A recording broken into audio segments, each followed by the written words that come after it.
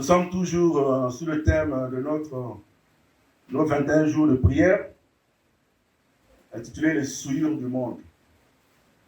Et le texte que nous avons tiré, notre thème, c'est Daniel 1,8. Nous voulons encore continuer à lire, rappeler toujours ce passage qui nous sert de référence. Daniel 1,8. Nous allons continuer à lire cela au nom de Jésus. Amen. Daniel 1,8. Je vais lire encore au nom de Jésus. Daniel résolut de ne pas se souiller par les mets du roi et par le vin dont le roi buvait. Et il pria le chef des eunuques de ne pas l'obliger à se souiller. Alléluia. Il pria le chef des eunuques de ne pas l'obliger à se souiller. Le verset que nous venons de lire, Daniel prend une ferme décision de respecter un principe. Alléluia. Et de suivre une ligne de conduite. Il prend la résolution de respecter un principe et de suivre une ligne de conduite. Donc, ce qui veut dire que c'est un choix à long terme. Parce que Daniel savait ce qu'il attendait. Et il y avait beaucoup de défis à relever. Mais pour qu'il puisse arriver au bout, au terme de ces défis, il devait prendre des résolutions. Il devait marcher sur les principes. Et ces défis-là devaient être marqués par la détermination de faire ce qui est juste et de ne pas céder aux pressions. Parce que nous, en tant qu'enfants de Dieu, parfois nous sommes oppressés par le diable. Parfois la pression nous pousse à faire des choses que nous ne devons pas faire. Tellement que nous sommes pressés. Et nous cédons. Alors Daniel savait toutes ces choses. Il a dit non, il faut que je me prépare. Alléluia. Dis à toi-même, il faut que je me prépare. Est-ce que tu peux le dire? Il faut que je me prépare. Alléluia. Vous savez, nous sommes souvent poussés par des compromis. Beaucoup de chrétiens, beaucoup d'enfants de Dieu ont fait des compromis par rapport à leurs valeurs chrétiennes. On est des enfants de Dieu. Combien de chrétiens, parce qu'ils cherchent du travail, ont été obligés de faire un compromis? Combien de sœurs sont tombées parce qu'ils avaient besoin d'argent, ou d'un travail, ou d'un poste de responsabilité? Combien d'entre nous se sont souillés par rapport à cela? Et parfois, nous vivons dans un monde, et le monde où nous vivons nous influence. Au lieu que nous influençons le monde en tant que lumière du monde, mais c'est le monde qui nous influence. Et cela, il faut se poser la question, est-ce que réellement nous sommes des enfants de la lumière? Alléluia. Quand on est enfant de la lumière, les ténèbres ne peuvent pas avoir une victoire sur nous. Parce que là où il y a les ténèbres, nous venons pour éclairer. Alléluia. Alors, le seul désir de faire la volonté de Dieu, ou la simple préférence pour savoir, risque bien de ne pas suffire face aux assauts de la tentation. Nous sommes souvent tentés par le diable. Nous sommes souvent tentés par le malin. Comme Daniel, nous devons prendre une décision ferme de suivre le Seigneur, de respecter nos valeurs, les valeurs chrétiennes, si réellement nous sommes nés de nouveau. Le pasteur a su me le dire. Pour Daniel, il avait pris la ferme décision de ne pas se souiller par les mets et le vin du roi. Mais pour toi, quelle décision vas-tu prendre? Qu'est-ce qui peut te faire tomber? Chacun de nous, on a une faiblesse. Et dans le monde, on dit souvent, oh mon péché mignon. C'est comme si le péché est mignon. C'est hier, j'étais avec le frère Jess, on partait au fond de Tchétché. On s'est arrêté à une poubelle là. Il dit, mais attends, il y a une poubelle à côté. Il dit, non, moi, il faut rester devant la poubelle. Parce que tu vas sentir l'odeur de la poubelle là, ça va te pousser à comprendre que c'est le péché sans mauvais. Et le jour où tu vas exhorter les gens, tu dis, j'étais à côté d'une poubelle là, ça sentait tellement mauvais. Le pasteur a bien dit, le péché spirituellement, ça sent mauvais. Alléluia. Daniel et ses amis ont décidé d'être fidèles au commandement divin avant de se trouver face à la nourriture raffinée du roi et de son bon vin. Souvent pour ceux qui aiment le vin, au mois de novembre, là, les Français disent le Bordeaux nouveau est arrivé.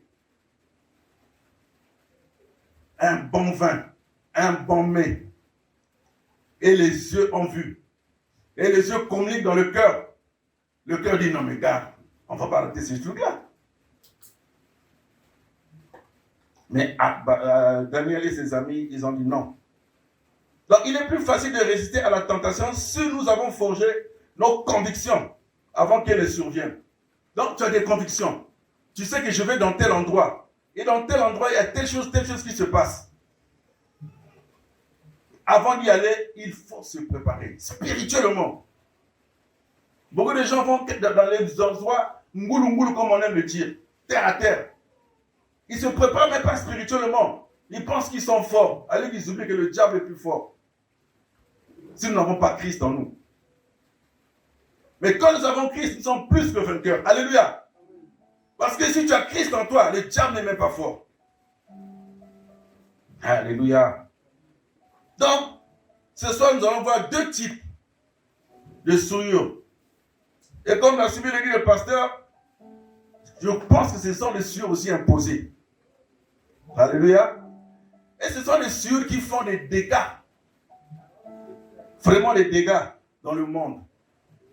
À savoir les souillures familiales et générationnelles.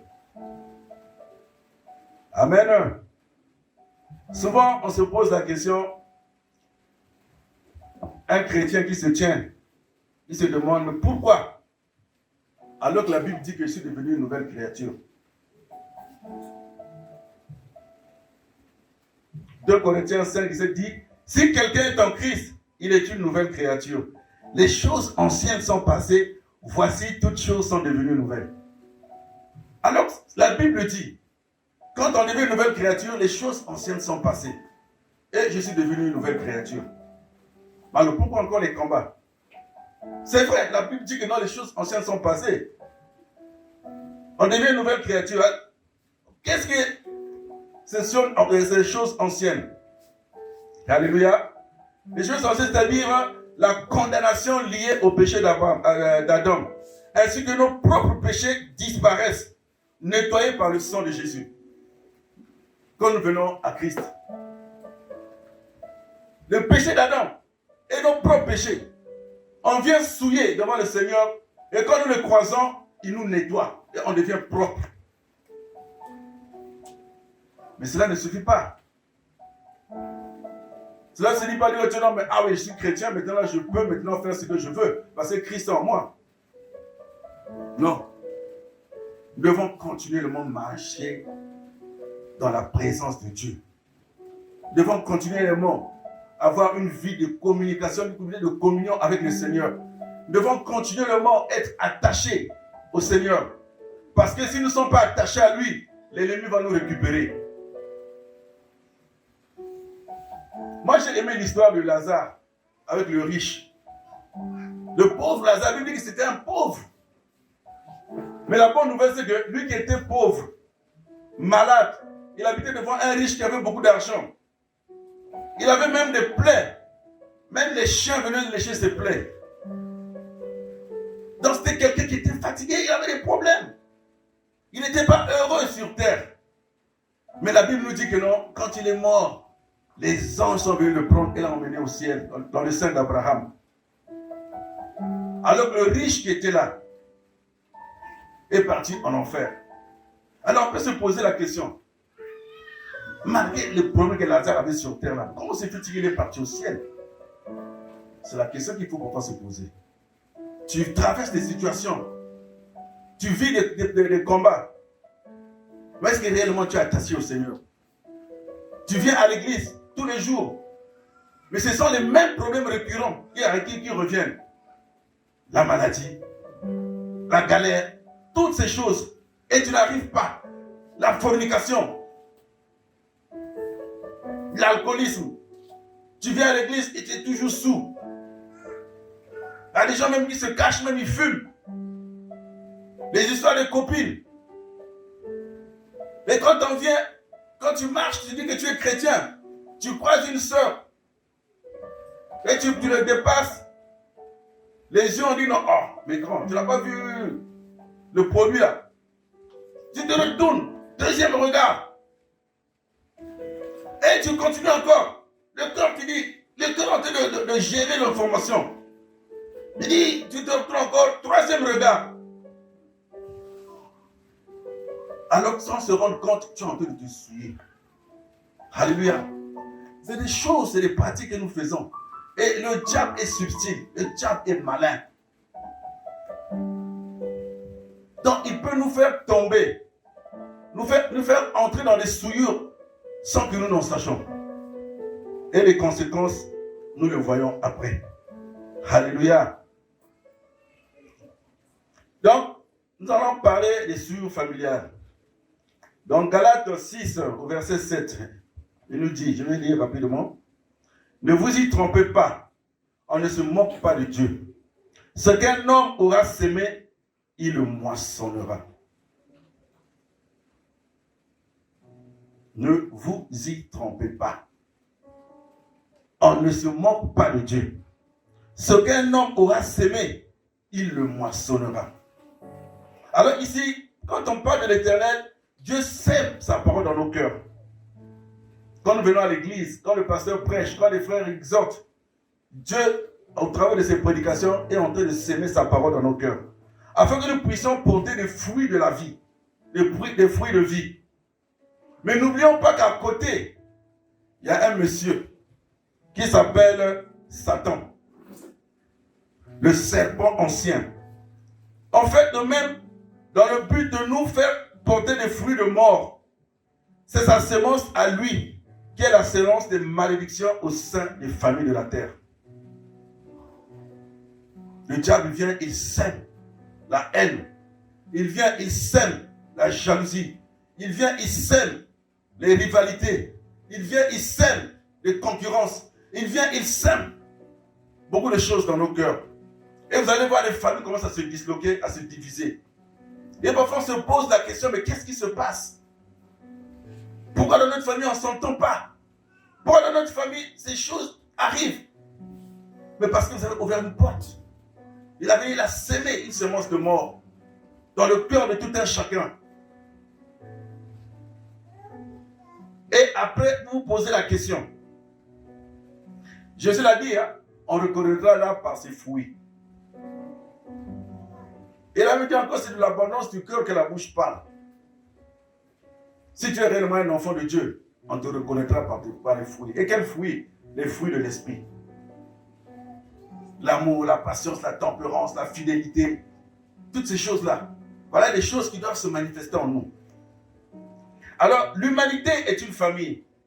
Il y a des malédictions originelles qui sont inscrites contre elle par la faute d'un seul homme.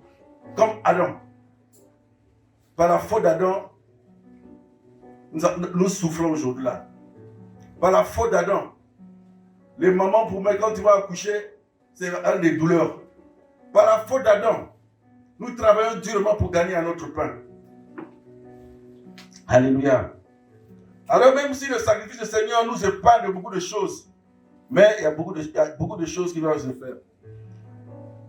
Alors, nous allons voir un peu par rapport aux souillures, ce qui se passe dans les familles. Nous allons voir quelques causes de malédiction dans une famille.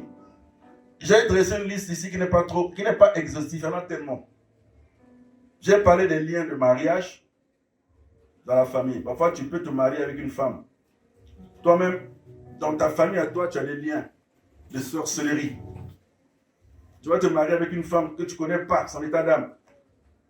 Et le diable utilise le sexe. Le moyen le plus sûr de communiquer les démons, c'est le sexe. Les rapports sexuels. Voilà une arme que le diable utilise pour détruire les vies. Jésus l'a dit, si tu te maries, si tu t'attaches à une sorcière, tu seras toi-même sorcier. C'est lui qui le dit. Donc c'est pour vous dire qu'entre cette unité, La Bible dit que vous allez vous marier, vous serez une seule personne. Donc quand tu te maries avec un sorcier, tu deviens toi aussi, tu ressors sur la sémence de la sorcellerie. Et c'est pour ça que c'est important, avant de se marier, avant de s'engager dans une relation, dans des fiançailles, c'est important de venir, de se confier au pasteur, qui va prendre le temps de vous accompagner dans les temps de fiançailles, par des entretiens, par des conseils, par des moments de prière.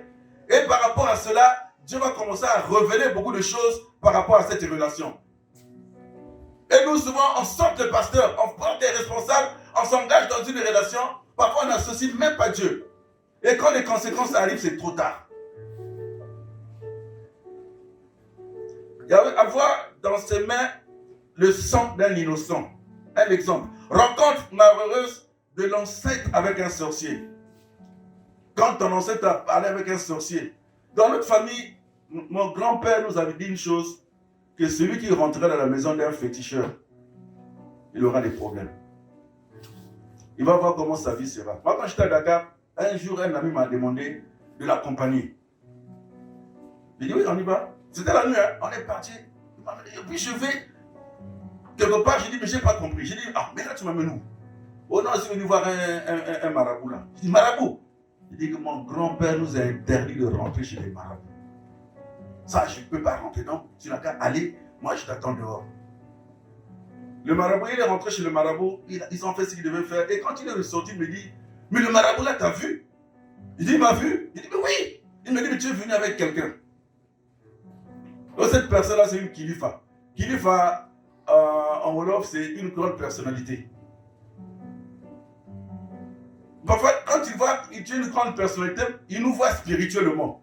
Et spirituellement, vous êtes des grandes personnes parce que Christ habite en vous. Alléluia. Moi, j'ai refusé. Je dis non. Il dit, il a vu sa gloire à Dieu. Parce que le diable aussi, il voit, l'esprit de Python aussi, il voit les choses. Donc, vous comprenez. Donc, il y a consultation d'un marabout, féticheur, ou suite autre personnage pratiquant des arts divinatoires. Si tu es là, tu as vécu ça, ou dans ta famille, quelqu'un a fait cela, vous allez hériter de cela.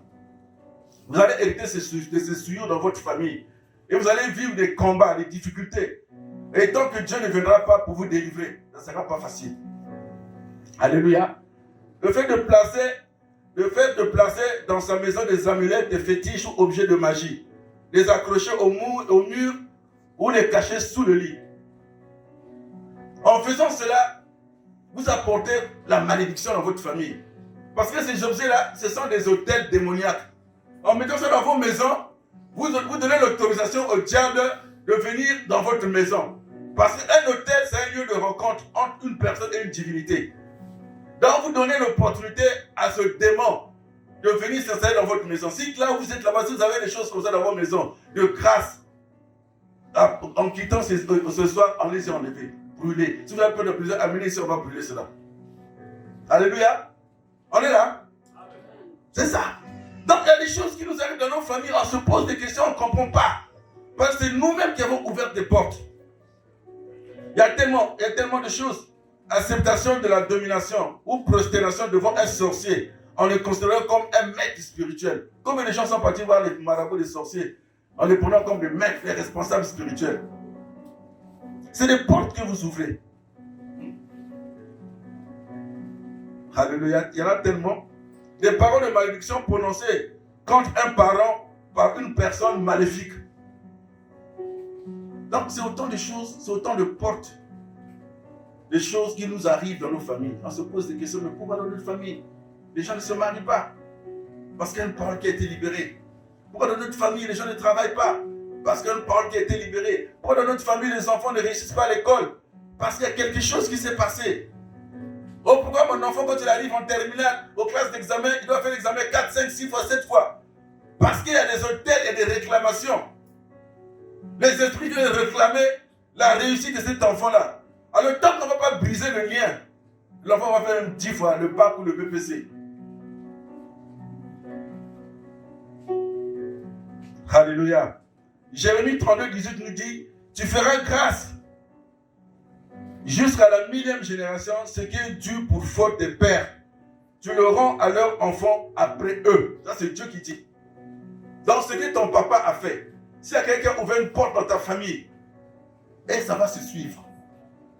Exode 20, verset 5 dit, l'Éternel dit qu'il punit l'iniquité des pères jusqu'à la 3e et 4e génération. La semaine prochaine, nous allons prier. Nous allons briser. Nous allons détruire. Nous allons renverser. Nous allons arracher. La semaine prochaine, c'est le combat spirituel. Donc, on vous prépare par rapport à ça. Donc, vous devez savoir. Dans la Bible, on peut avoir des cas, des familles qui ont eu beaucoup de malédictions. On peut voir, il y a la famille de Canaan et ses descendants. Mais je vais prendre seulement une seule famille. On va voir seulement une seule famille. Le temps ne me permet pas. Il y a la famille d'Abraham et la famille du roi David.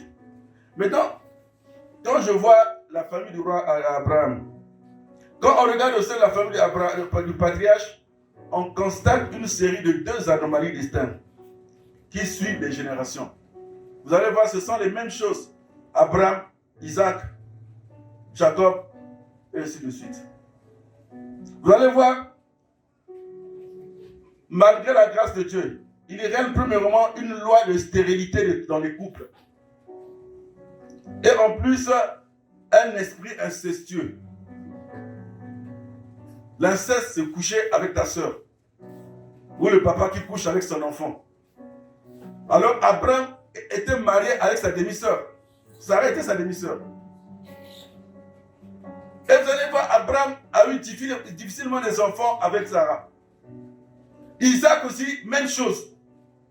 Alléluia. Isaac aussi a eu la même chose. Et quand on voit dans l'esprit d'inceste, présent dans Abraham, marié à sa demi-sœur Sarah, même si la loi de Moïse n'était pas encore promulguée, mais la loi divine était déjà là. Alléluia. Nous voyons aussi l'un des arrière-petits-fils d'Abraham, Ruben, a couché avec l'une des femmes de son père Jacob.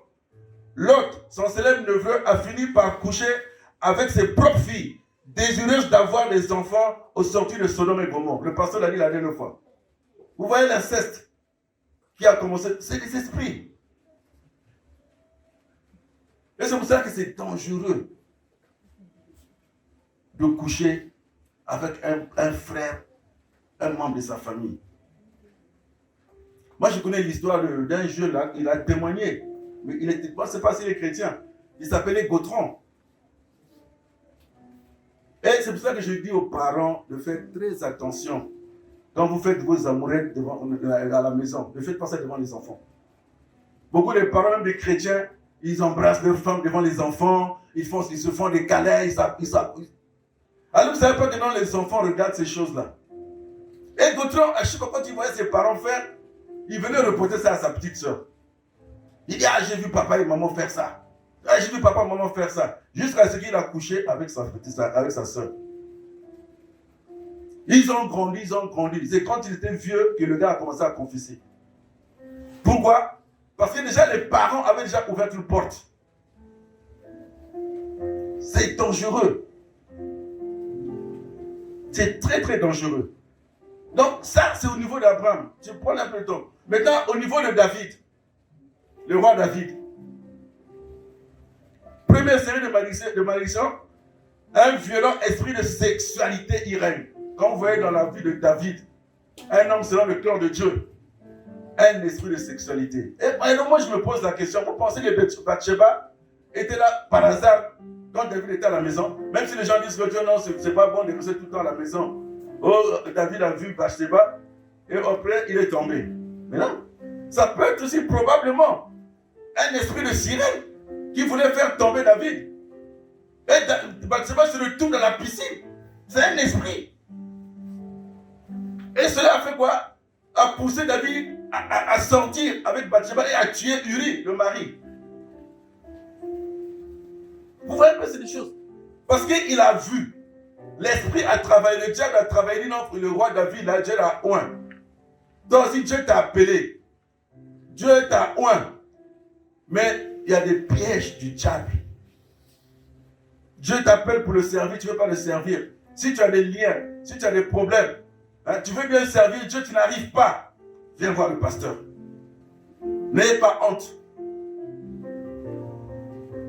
Beaucoup de gens vivent des situations dans le secret.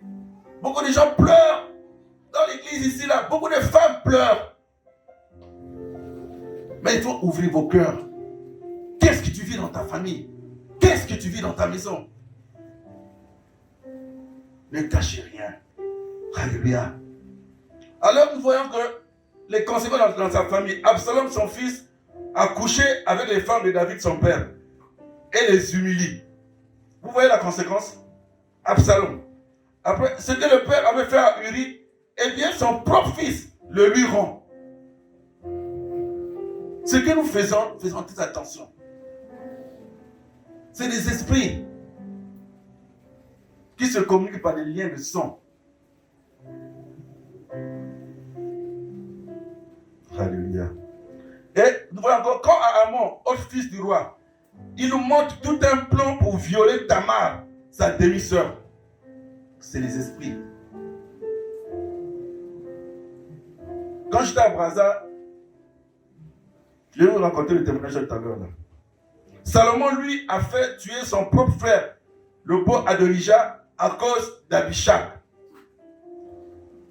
une belle jeune femme qui était déjà dans le palais de David au temps de sa vieillesse. Vous voyez un peu l'esprit d'impudicité. La porte que David a ouverte. Et souvent, nous devons faire très attention à nos paroles. Qu'est-ce qui s'est passé? Quand le prophète Nathan est venu voir David, il lui a dit, si on peut lire ça, bon, le temps ne nous permet pas. Il dit que non, il y a quelqu'un qui avait 4 ânes. Et l'autre en avait beaucoup. Et au lieu de prendre ces ânes, lui, il est parti prendre celui de celui-là qui avait les 4 ânes. Et David dit quoi? Oh non, en tout cas, ce monsieur-là, ces 4 ânes-là, ils vont mourir un truc comme ça là. Mais qu'est-ce qui s'est passé? Si nous voyons bien, David a perdu 4 de ses enfants. Parce qu'il a confessé, il a libéré la parole. Donc faisons attention dans le cadre de la famille de ce que nous disons. Hier, je suis rentré, quand je rentrais, je suis rentré dans le bus, j'ai vu il y a des lycéens qui sont rentrés dans le même bus que moi. Moi j'étais au fond, ils étaient 4 avec une jeune fille. Après, oh Yéza, Yéza. Après moi j'ai dit, ah les enfants, il faut faire attention à ce que vous dites. J'appelle les amis de Yéza. Il dit c'est les paroles, la bouche, la parole est une puissance. Et la fille dit, vous avez vu non? Moi je lui dis toujours de fermer vos bouches là. Voilà ce qu'on vous a dit. Et le petit prend son téléphone. Il ouvre le téléphone, il rentre dans Internet, il commence à montrer une belle fille là. Il commence à montrer ses amis là. Vous voyez, c'est... Donc c'est des actes que nous posons, nous ouvrons les portes. Et si on va bien, les parents de ces enfants là, c'est des pourris. Ça c'est vrai. C'est des parents qui sont pourris. Ça, je peux le dire encore. Alléluia. Alors, quand on voit un peu par rapport à toutes ces choses-là, ces personnages bibliques ne sont-ils pas des grands devant Dieu? Que ce soit Canaan, que ce soit Noé. Noé, si je n'ai pas le temps de parler de Noé. Que les enfants ont fait boire, il avait bu du vin. Et ils ont couché avec ses enfants, avec ses filles. Et aujourd'hui, là, si nous avons les Jézabel qui dominait sur son mari, tout ça là, c'est la conséquence du péché de Noé. Alléluia. Donc, par Abraham, dit l'Éternel, toutes les familles seront bénies de la terre. Mais David, au dire de l'Éternel, est l'homme selon son cœur. Mais pourquoi donc n'a-t-il pas protégé de ces malédictions? Dieu pouvait le protéger, mais c'est des conséquences. Ce que tu sèmes, tu récoltes. Alléluia. Ce que tu sèmes, tu vas le récolter. Moi, je ne sais pas qu'est-ce que tu sèmes dans ta maison. Je ne sais pas qu'est-ce que tu sèmes dans ta famille. Mais laisse-moi te dire que tout ce que tu sèmes, tu vas le récolter. Dieu t'aime. Il est là. Il attend le moment. Et c'est pour cela que c'est important de se repentir. Quand tu reconnais que tu as posé un acte qui n'honore pas, qui ne glorifie pas le Seigneur, il faut te repentir. Alléluia. Nous allons parler rapidement de blessures générationnelles. J'ai essayé de chercher un peu, de faire des recherches par rapport à la génération. Je vais dire, la génération est un concept en sciences sociales, utilisé en démographie pour désigner une sous-population dont les membres ayant vécu à la même période, à la même époque historique, partagent un certain nombre de pratiques et de représentations du fait de ce même âge ou de cette même appartenance à une époque. Donc là, une génération, c'est des gens, on peut dire que non, oh, les générations de 90, génération 80, oh moi c'est une génération 80. Donc ceux qui sont nés pendant les années 80, oh non, moi c'est une génération 70, oh non, ceux qui sont nés pendant les années 70, oh nous sommes la génération de 2010. Donc c'est ça. Mais aujourd'hui ici, il y a une génération qu'on parle beaucoup plus, c'est la génération Z. Alléluia. Les gens ils ont des termes, génération Z. Alors, quelle est cette génération?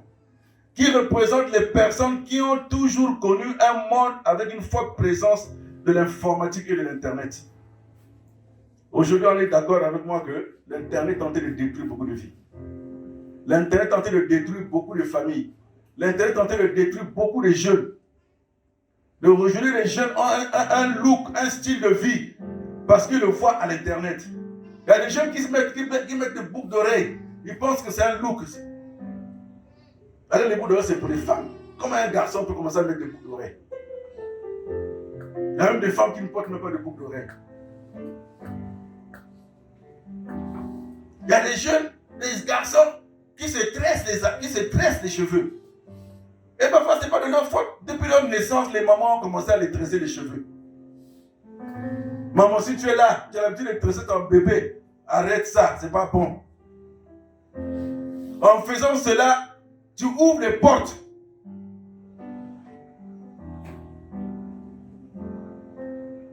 Mon épouse a une amie où l'enfant, depuis sa naissance, on lui tressait les cheveux.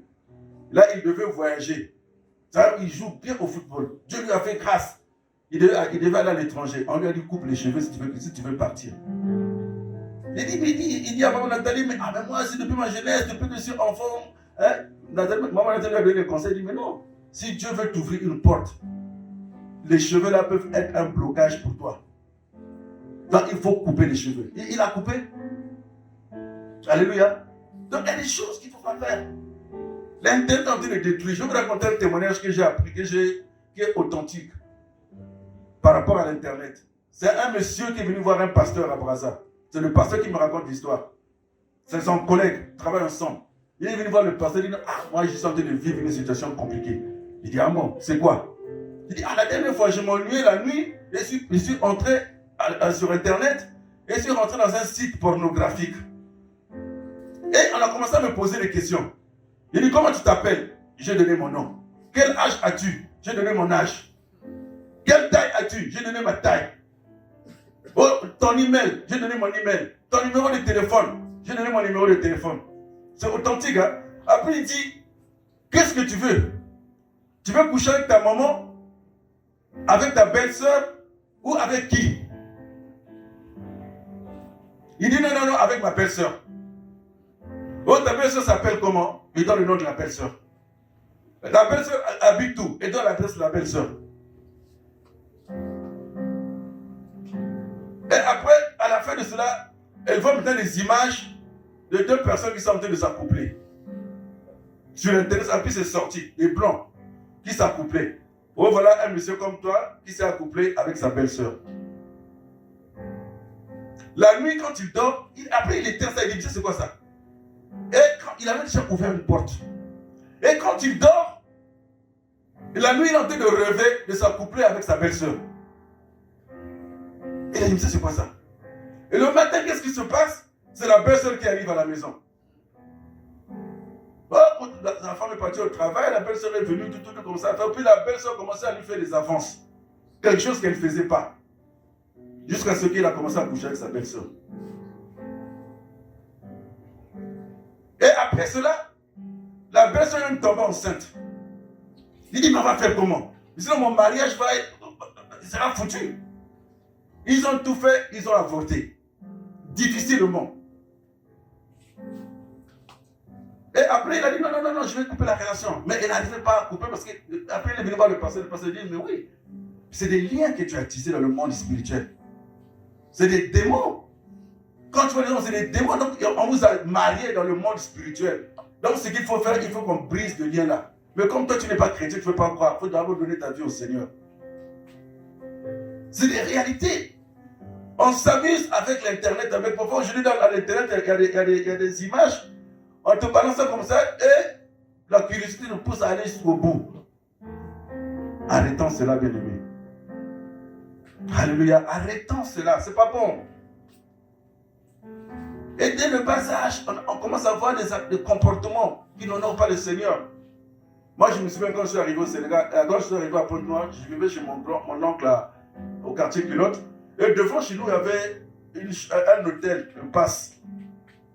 Et un jour, je vois deux petits. Un garçon de 15 ans et une fille de 12 ans sortis de l'hôtel. Après, j'ai dit au gars là, mais les enfants là, les garçons là, qu'est-ce qu'ils faisaient là-bas? Oh, c'est sa copine. Donc, à 15 ans, et la fille de 12 ans, ils sont partis prendre une chambre à l'hôtel. Et vous pensez que c'est normal? Donc, il y a des portes que nous ouvrons avec le sexe. Ça, je vous l'ai dit terre à terre. Hein? Il n'y a pas de tabou. Parce que c'est ce que le diable est en train d'utiliser pour nous détruire. De détruire la jeunesse. De détruire même les couples, les familles.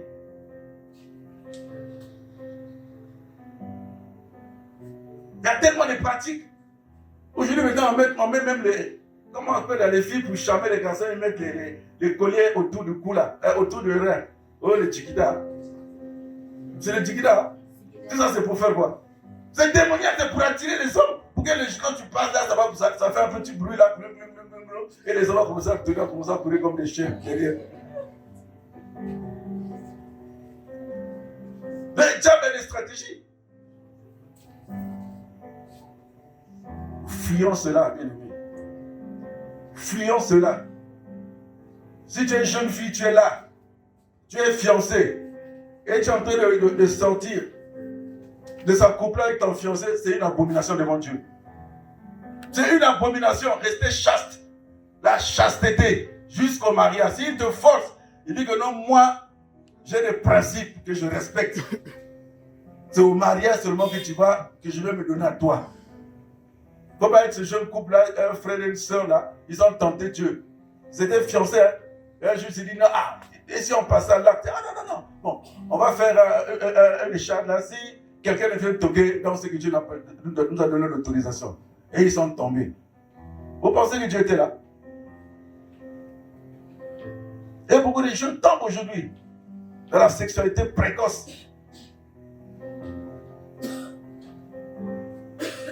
La génération, la jeunesse, moi c'est quoi il n'y a pas plus longtemps que j'ai causé avec un jeune là, il me dit non, j'étais parti voir une chambre là-bas, les chambres là ça coûte 25 000. J'ai dit oui, un studio. Il dit tu vas chez un studio. Il dit mais moi c'est chez un... Oh non, un studio pour aller me reposer, un jeune chrétien. Mais j'ai dit quoi? Mais tu vas louer un studio de 25 000 pour aller te reposer, oh des retraites spirituelles. Il dit retraites spirituelles, il faut venir chez moi une chambre libre là-bas, tu vas faire des retraites là-bas chez moi à la maison. Là, c'est quoi ça? Vous voyez là où le diable travaille pour détruire les jeunes. Là, après, tu n'es plus efficace à l'église.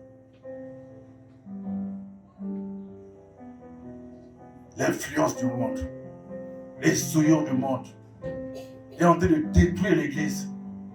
Et pourquoi? Parce qu'on n'a pas une relation, on n'a pas une intimité avec le Seigneur. On vient à l'église comme on veut.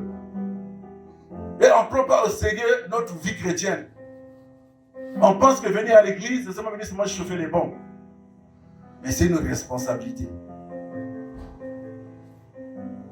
Et parfois, les choses que nous avons à la famille, on veut l'amener aussi à l'église. Et le diable en profite pour chercher à détruire l'église. Nos haines familiales, nos jalousies familiales, on amène ça à l'église encore. Mais c'est une continuation parce que l'église est composée de familles. L'église est composée de familles.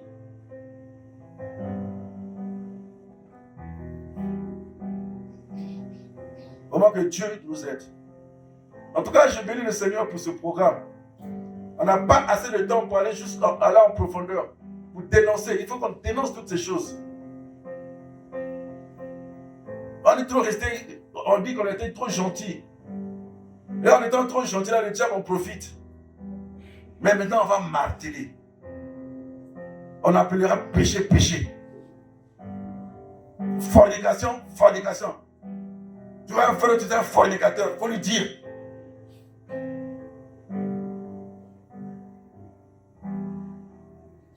Non. Dieu nous appelle à autre chose. Il y a des âmes qui sont en train de souffrir. Il y a des âmes qui sont en train de mourir. Nous devons nous lever pour aller gagner ces âmes. Mais le diable, il sait. Il dit, si ces gens-là, ils se lèvent. Donc il faut que je les souille. Je les souille. Comme ça, il sera plus propre devant Dieu. Et comme ça, moi, je vais faire mon boulot. Mais nous, on le refuse au nom de Jésus. On le refuse ici à EMD. On le refuse. On veut une église, comme disait Dieu, un reste qu'il a gardé. Alléluia. Nous voulons être ce reste. Ce reste que Dieu a mis à part pour le Congo. Ce reste que Dieu a mis à part pour Pointe-Noire. Ce reste que Dieu a mis à part pour l'Afrique et pour le monde. Nous voulons que de cette église sortent des gens que Dieu va utiliser puissamment pour sa gloire. Et je le crois. Mais que ces souillures de famille-là, nous refusons cela ici au nom de Jésus. Amen. Les souillures générationnelles, nous refusons cela ici au nom de Jésus. Nous allons la semaine prochaine, on va prier pour ça. La semaine prochaine, là, si je transmets là, ne vous étonnez pas. Parce que je suis en colère. Parce que le diable est en train de gagner du temps. Et c'est comme si on est en train de dormir. Je suis en colère de voir les âmes, les gens fatigués, les gens ont des problèmes. Ils n'arrivent même pas à parler. Alléluia. Merci Jésus. Alléluia. Je vais inviter les chants, tu vas donner un chant.